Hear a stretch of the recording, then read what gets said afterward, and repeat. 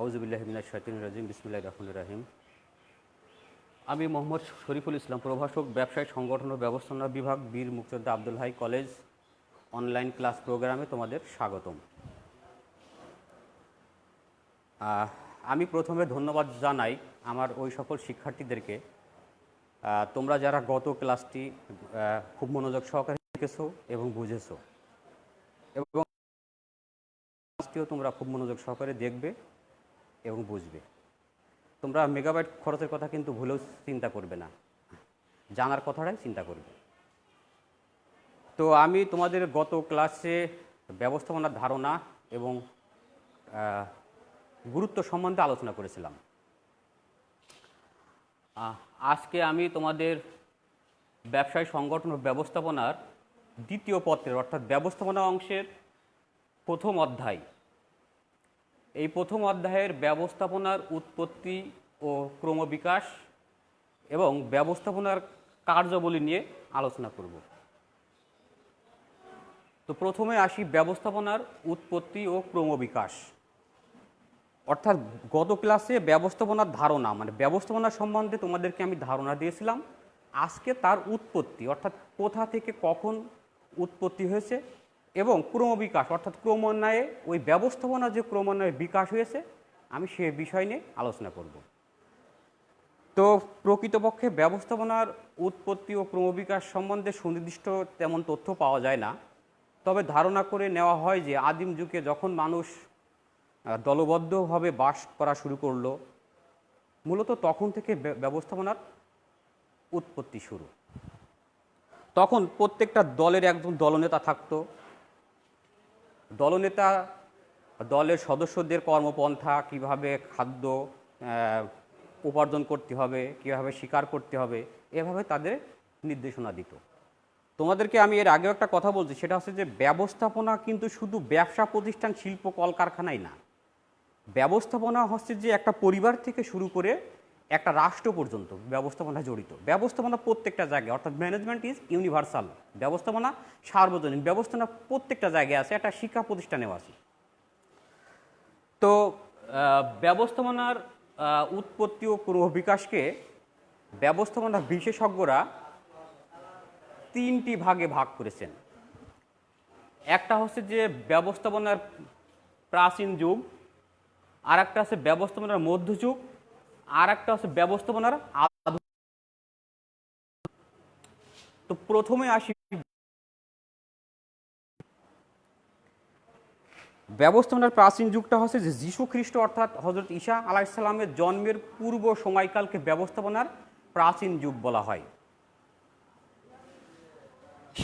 সেই প্রাচীন যুগে অর্থাৎ আজ থেকে 2020 বছর পূর্বের সময়কালকে ব্যবস্থাপনার প্রাচীন যুগ বলা হয়। যদি বলা হয় যে ব্যবস্থাপনার প্রাচীন যুগ কাকে বলা হয়, তো তোমরা বলবে যে হযরত ঈসা আলাইহিস সালাম বা যীশু খ্রিস্টের জন্মের পূর্ব সময়কালকে ব্যবস্থাপনার প্রাচীন যুগ বলা হয়।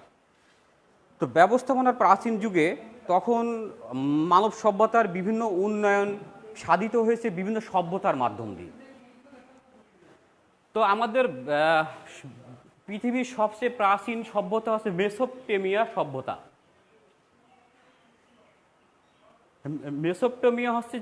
মেসোপটেমিয়া মানে হচ্ছে যে দুই নদীর মধ্যবর্তী স্থান, আর সভ্যতা হচ্ছে মানব জীবনের উন্নয়নকে সভ্যতা বলা হয়। তো অর্থাৎ এই দুই নদীর মাঝখানের অঞ্চলকে মেসোপটেমিয়া সভ্যতা বলা হয়। এটা হচ্ছে ইরাকের ইউফ্রেটিস ও টাইগ্রিস নদীর মধ্যবর্তী অঞ্চলকে ঘিরে যে সভ্যতা গড়ে উঠেছিল প্রাচীন যুগে, এটা হচ্ছে যে ব্যবস্থাপনার মেসোপটেমিয়া সভ্যতা।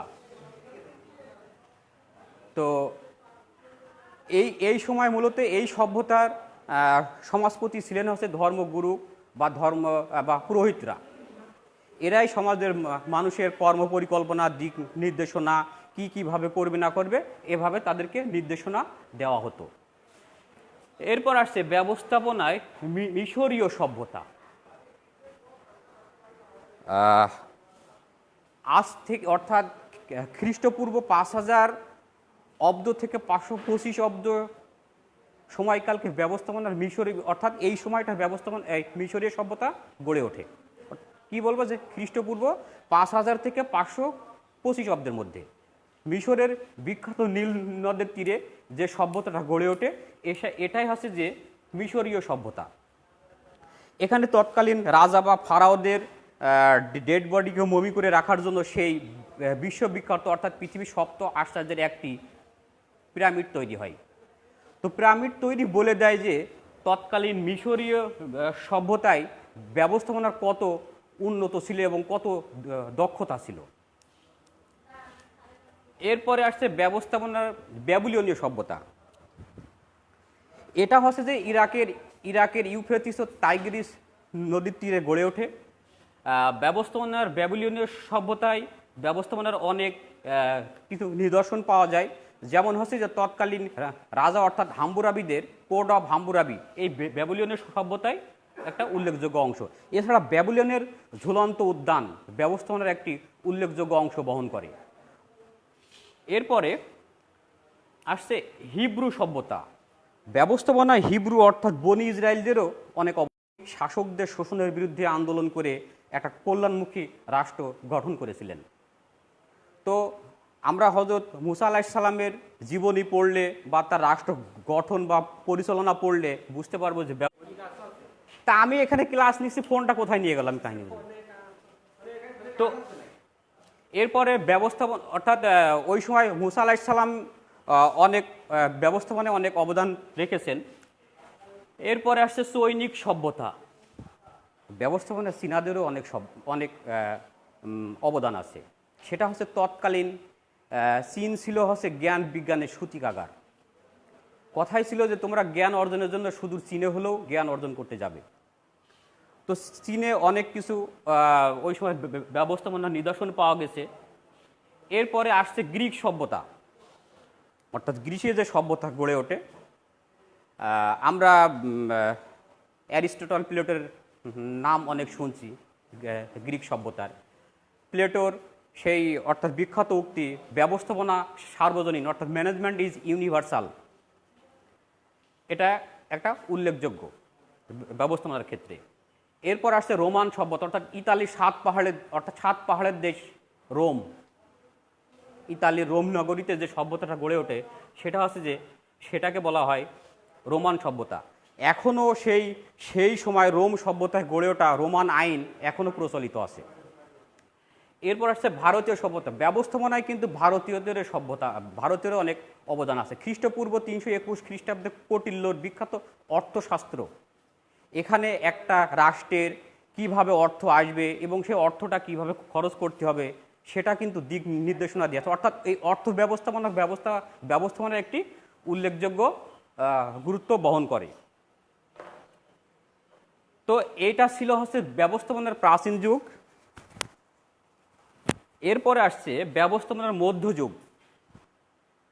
ব্যবস্থাপনার মধ্যযুগটা হচ্ছে যে হযরত ঈসা আলাইহিস সালামের জন্ম থেকে অর্থাৎ 1 সাল থেকে শিল্প বিপ্লবের পূর্ব সময় পর্যন্ত অর্থাৎ 1750 খ্রিস্টাব্দের পূর্ব পর্যন্ত। তার মানে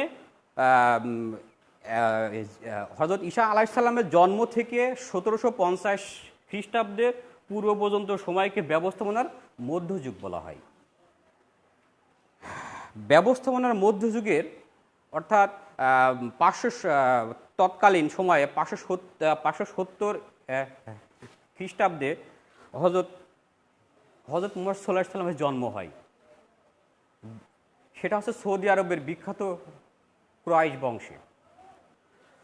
তো হযরত ঈসা আলাইহিস সালামের জন্মের পর তখন ব্যাপকভাবে সামন্তবাদের প্রচার হয় এবং সামন্তবাদের বিভিন্ন দিক লক্ষণ করা যায়।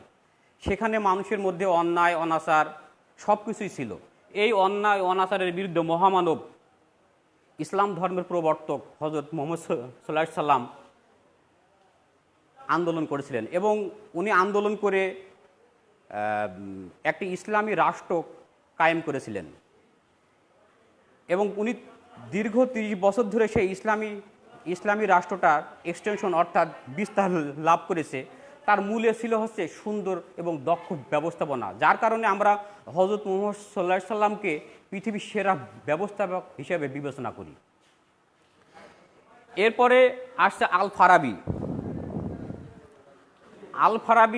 ব্যবস্থাপনার মধ্যে তিনি একটা দেশের সরকারের মধ্যে চেইন ম্যানেজমেন্টের কথাটা খুব গুরুত্ব সহকারে বলেছেন। তিনি বলেছেন যে একটা দেশের সরকারের মধ্যে অর্থাৎ সরকার কাঠামোর মধ্যে অবশ্যই চেইন ম্যানেজমেন্টটা থাকতে হবে। এরপর আসছে ইমাম গাজ্জালি। ইমাম গাজ্জালি সেই বিখ্যাত গ্রন্থ অর্থাৎ একটা রাষ্ট্র নিয়ে যে বিখ্যাত একটা গ্রন্থ উনি প্রকাশ করেন, সেটা হচ্ছে নসিহাত আল মুলক। উনি নসিহাত আল মুলকে একটা দেশের সরকারের এবং রাষ্ট্রপ্রধানের 5টি গুণ এবং 5টি দোষের কথাটা উল্লেখ করছেন। তো সেক্ষেত্রে উনি ব্যবস্থাপনায় অনেক গুরুত্বপূর্ণ অবদান রেখেছেন। এরপরে লুকা প্যাসিওলি, ইনি হচ্ছে ইতালির একজন গণিত শাস্ত্রবিদ। উনি 1494 খ্রিস্টাব্দে তার বিখ্যাত গ্রন্থ সুমাডি অ্যারিথমেটিকা জিওমেট্রিকা প্রপোর্শনলিটা এই গ্রন্থে হিসাব শাস্ত্রের দ্বৈত দাখিলা পদ্ধতি অর্থাৎ ডাবল এন্ট্রি সিস্টেমটা প্রকাশ করেন এবং উদ্ভাবন করেন। উনি দেখছেন যে তখন ব্যবসা বাণিজ্যের বেশ বিস্তার হতে শুরু করলো। তো এখন এই ব্যবসা বা বাণিজ্যের হিসাব নিকাশ করার জন্য এই ডাবল এন্ট্রি সিস্টেমের প্রচলন করেন, যার কারণে লুকা প্যাসিওলিকে হিসাব বিজ্ঞানের জনক বলা হয়। তো আমাদের মধ্যযুগে মূলত এইগুলাই ছিল ব্যবস্থাপনার উন্নয়নের কিছু দিক। এরপর আসছে ব্যবস্থাপনার আধুনিক যুগ। ব্যবস্থাপনার আধুনিক যুগের মধ্যে প্রথম আসছে অর্থনৈতিক জনক অর্থাৎ আধুনিক অর্থনৈতিক জনক অ্যাডাম স্মিথ। তিনি 1776 সালে তার বিখ্যাত গ্রন্থ দ্য ওয়েলথ অফ নেশন প্রকাশ করেন। তিনি দ্য ওয়েলথ অফ নেশনে একটা সরকারের অর্থ ব্যবস্থাপনা সম্বন্ধে ব্যাপকভাবে আলোচনা করেছেন। এরপর আসছে ম্যাথু বোল্টন এবং জেমস ওয়াট। বোল্টন এবং জেমস ওয়াট এনারা স্টিম ইঞ্জিন আবিষ্কার করার জন্য একটা প্রতিষ্ঠান গড়ে তোলে, যার নাম দেন বোল্টন জেমস অ্যান্ড সন্স। এর মাধ্যম দিয়ে ওনারা একটা শিল্প কারখানায় কীভাবে হস্ত ছাড়াও কীভাবে যন্ত্রপাতি দিয়ে পণ্যদ্রব্য উৎপাদন করা যায় সে বিষয়ে দিক নির্দেশনা করেছে। আমি একটা জিনিস ভুলে গেছি, সেটা হচ্ছে ব্যবস্থাপনার আধুনিক যুগ কখন শুরু হয়েছে। সেটা হচ্ছে ব্যবস্থাপনার আধুনিক যুগ শুরু হয়েছে 1750 খ্রিস্টাব্দ থেকে বর্তমান সময় পর্যন্ত। এরপরে আসছে রবার্ট ওয়েন। রবার্ট ওয়েনকে বলা হয় যে আধুনিক কর্মী ব্যবস্থাপনার জনক। ইনি একটা শিল্প প্রতিষ্ঠানের কর্মীদেরকে কিভাবে ব্যবস্থাপনা করতে হবে, তাদেরকে কিভাবে ওদেরকে দিয়ে কাজ করানো যায় সে বিষয় নিয়ে উনি ব্যাপকভাবে আলোচনা করেছেন। এরপর আসছে চার্লস ব্যাবেজ, যুক্তরাজ্যের গণিত শাস্ত্রবিদ চার্লস ব্যাবেজ, যাকে আমরা কম্পিউটারের জনকও কিন্তু বলে থাকি। ইনি হচ্ছে যে ব্যবসা প্রতিষ্ঠানে হিসাব সংরক্ষণের জন্য ক্যালকুলেটর আবিষ্কার করেন। তো এরপরে আসছে এফ.ডব্লিউ. টেলর, যুক্তরাষ্ট্রের নাগরিক। এফ.ডব্লিউ. টেইলর 1911 খ্রিস্টাব্দে তার বিখ্যাত গ্রন্থ the principles of scientific management গ্রন্থে ব্যবস্থাপনায় বৈজ্ঞানিক বিভিন্ন কলাকৌশল রীতিনীতি প্রয়োগ করেন, যার কারণে আমরা এফ.ডব্লিউ. টেলরকে বৈজ্ঞানিক ব্যবস্থাপনার জনক বলে থাকি। এরপর আসছে হেনরি ফেওল, ফ্রান্সের গণিত শাস্ত্রবিদ, আধুনিক ব্যবস্থাপনার জনক হেনরি ফেওল। উনি 1916 খ্রিস্টাব্দে তার বিখ্যাত গ্রন্থ ইন্ডাস্ট্রিয়াল ম্যানেজমেন্ট এট জেনারেল গ্রন্থে ব্যবস্থাপনায় একটা প্রতিষ্ঠানের 6টি কাজ, একটা ব্যবস্থাপকের 5টি কাজ এবং 14টি নীতি প্রয়োগ করেন। এই 14টি নীতি প্রয়োগ করার কারণে হেনরি ফেওলকে আধুনিক ব্যবস্থাপনার জনক বলা হয়।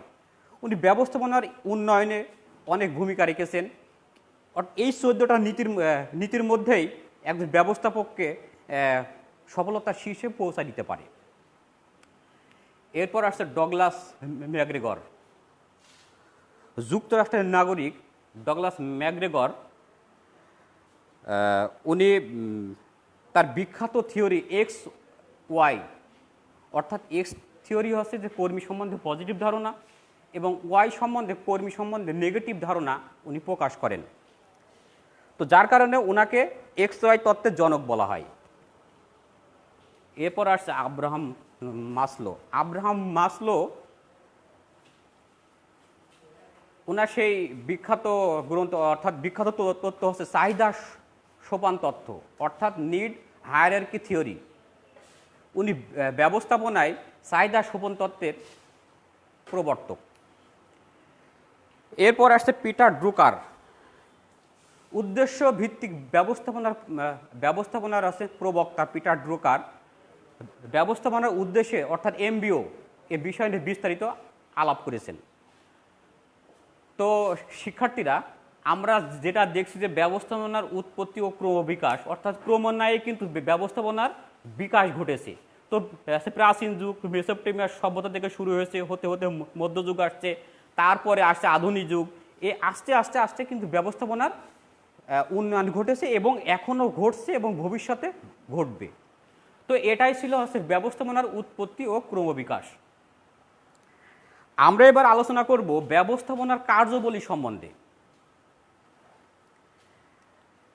একজন ব্যবস্থাপকের 7টি কাজ আছে, অর্থাৎ তার যে উদ্দেশ্য থাকে সেই উদ্দেশ্যকে অর্জন করতে হলে একজন ব্যবস্থাপককে 7টি কাজ করতে হয়। তো এই 7টি কাজের মধ্যে প্রথম আসছে পরিকল্পনা।